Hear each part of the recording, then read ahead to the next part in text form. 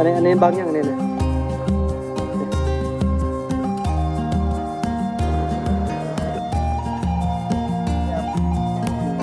เออโอ้ย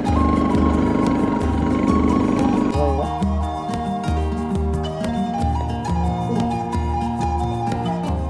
ครับสบายดีพ่อแม่พี่น้องปองป่ายหมดสุภสุคน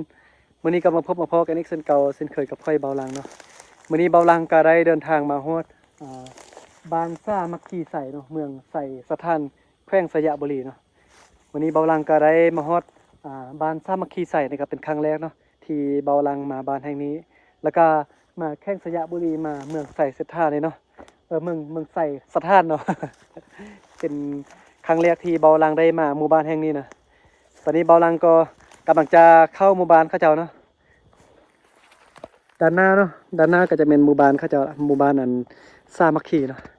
วันนี้เบาลังก็เดินทางมาคนเดียวเนาะมากับรถจักรคู่ใจของเบาลังนี่เบิ่งเครื่องนุ่งป้าทุกเครื่องใส่เต็มมาเลยเนาะขอเบิ่งเด้อันนี้บางอย่างเนี่ยนะลองขี่มาเมื่ออันนี้บางอย่างโอ้ได้ป่าน้อยเนาะได้ป่าน้อยนี่ลาย อันนี้ดูได้ลายบ่ขอจับเบิ่งเด้อเนี่ย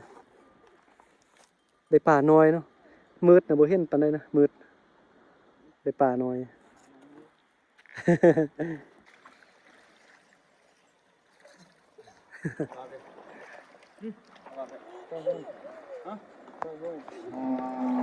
เพื่อนคัดเพื่อนโอ้ได้กะเนี่ยได้ป่าน้อยนะ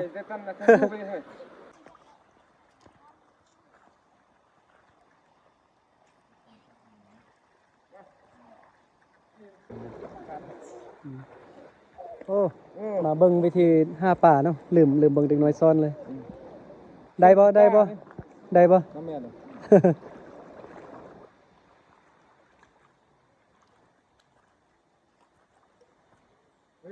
มันเข้มแบบชิ้นนั่นนะ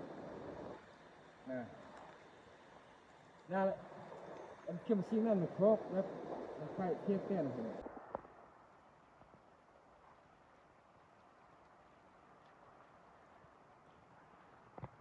โอ้ได้บ่คัดเพื่อน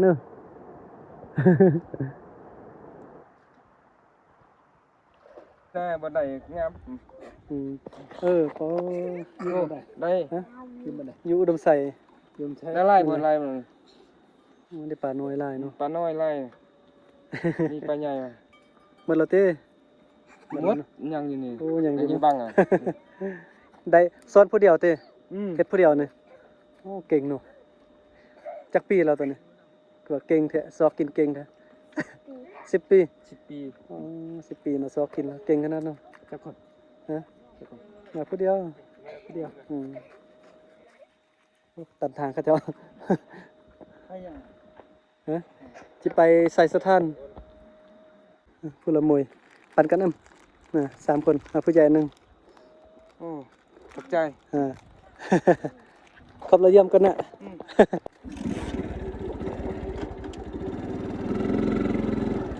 ตอนกลับนี่ขึ้นดอยเป็นตะยานขนาดเลยกลับกัน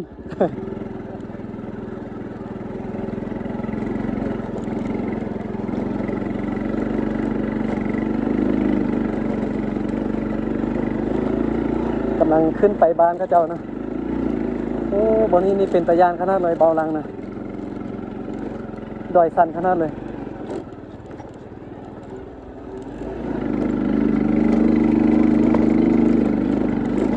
ขี่น่าจะบ่ได้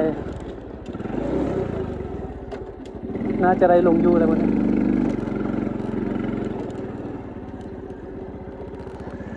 เดี๋ยวจะลงอยู่อ่ะนะ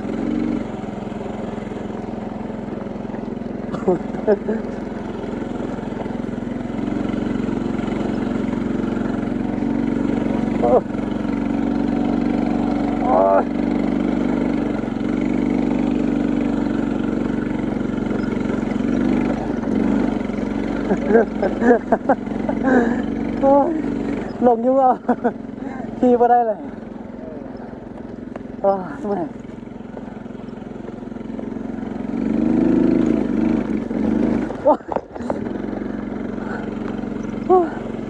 อ้ยอ้าย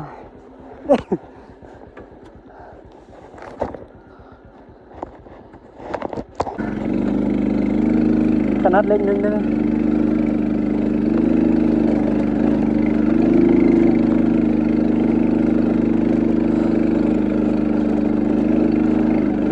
ันนักท้ายรถนั่นน่ะถ้าว่าบ่ต่างเครื่องนี่สำนี้สบายเนาะพี่นะบ่มีปัญหาเรื่องสำนี้แต่ว่ามันนักท้ายรถล้อหน้านี่ยกเลย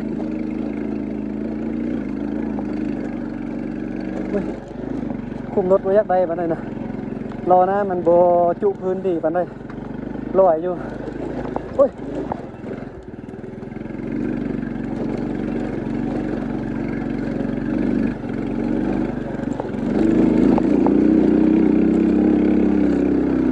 อ่ะ เมื่อกี้วาลังก็ขี่รถออกมาจากบ้านนั้นซามาขี่ใส่ไหมเนาะบ้านซามาขี่ใส่เนาะแล้วก็มาเห็นไทบ้านเขาเจ้านั่งอยู่เที่ยงไฮนี่มาแวะท่ามทางหนิดนึงมาระหว่างทางนี่ลงทางมาตลอดนะบ่เคยมาเลาะมาลงทางมาเลยว่าคนเฮ็ดหน้าหลายเนาะแถวนี้เนาะนี่เป็นเที่ยงไฮบ่กลับบ้านง่ายเต้เป็นแรงอะให้ก่อนเนาะ จุดไฮก็เนาะแม่นแล้วเนาะช่วงนี้โอ้ขับไปตัวแบบนี้เย็นขนาด แม่มันลมพัด เออ นางลิ้นเย็นนะเนาะคักสุดวันนี้เนี่ยนางวันนี้นะ ลมพัดเย็นขนาดเลยโอ้บ่อลังเนี่ยมานางพักนี่เย็นอ่ะ ฮ้อน อืมเอาเต็นท์มากางนอนนี่คักสุด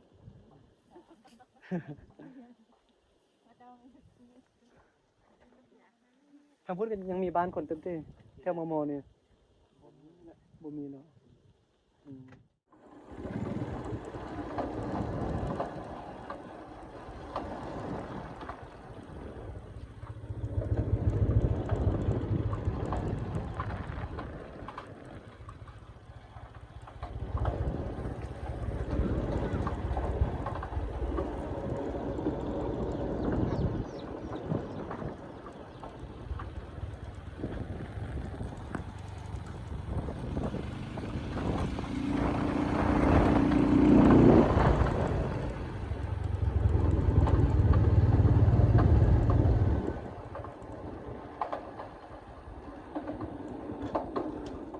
ตอนนี้บอลังก็ได้มาฮอดบ้าน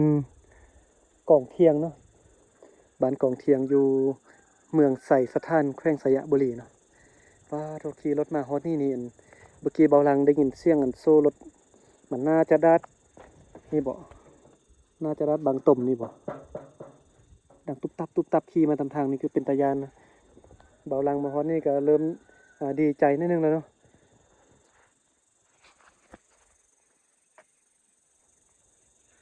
ตอนนี้ก็เมื่อกี้บอลังขี่รถมาทางด้านเทิงพุ่นน่ะยังบ่มีบ้านคนยังเป็นดอยอยู่ขี่ลงมานะเสียงรถโซ่ดังโซ่มีปัญหาดังตุบตับตุบตับเลย บอลังตกใจเป็นทะยานนะเพราะว่า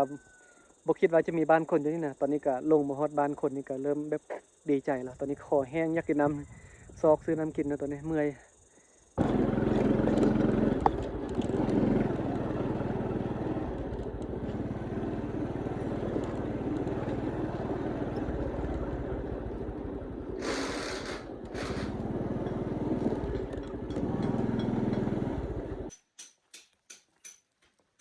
น้ำกินนะ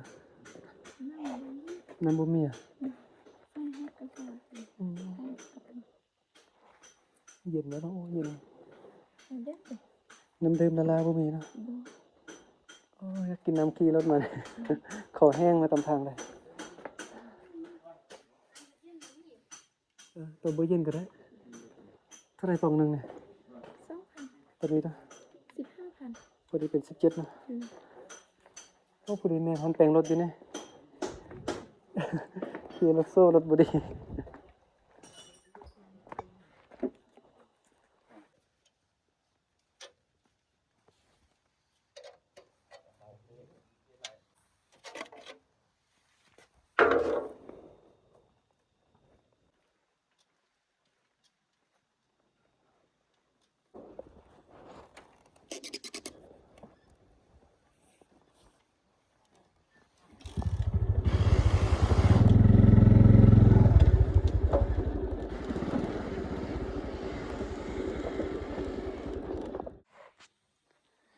ตอนนี้ก็มาฮอดบ้านดอยกาวแล้วเนาะอยู่เมืองใส่สะทานเนาะมาแวะเติมน้ำมันบ้านดอยกาวก็จะอยู่ด้านถึงอะเนาะกลัวจะมาฮอดบ่เป็นง่ายเนาะเลยรถก็ยังมีปัญหาอยู่โซสเตอร์น่าจะบ่ดีเนาะดักตุบตับขี่มาตามทางเนี่ยคือลูกบีแตกเนี่ย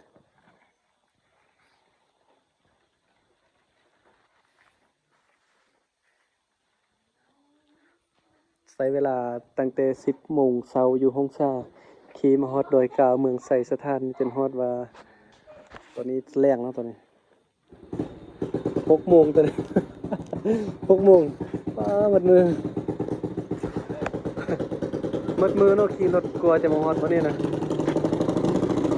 ออกอยู่ห้องซ่ามื้อนี้10 โมงตอนเช้าเนาะมาฮอดดอยกาวเมืองไสสถานนี่จนว่า6 โมงแรงนะตอนนี้ก็มาแวะเติมน้ำมันรถแล้วก็สิขึ้นไปซอกบอนพักแล้วก็บอนแต่งรถเนาะมาหาไอ้เบาเทคเขานะเราก็เป็นยูทูบเบอร์อยู่บ้านนั้นดอยกาวนี่เนาะนัดกันไว้ว่าจะมาถ่ายคลิปนำกันนะ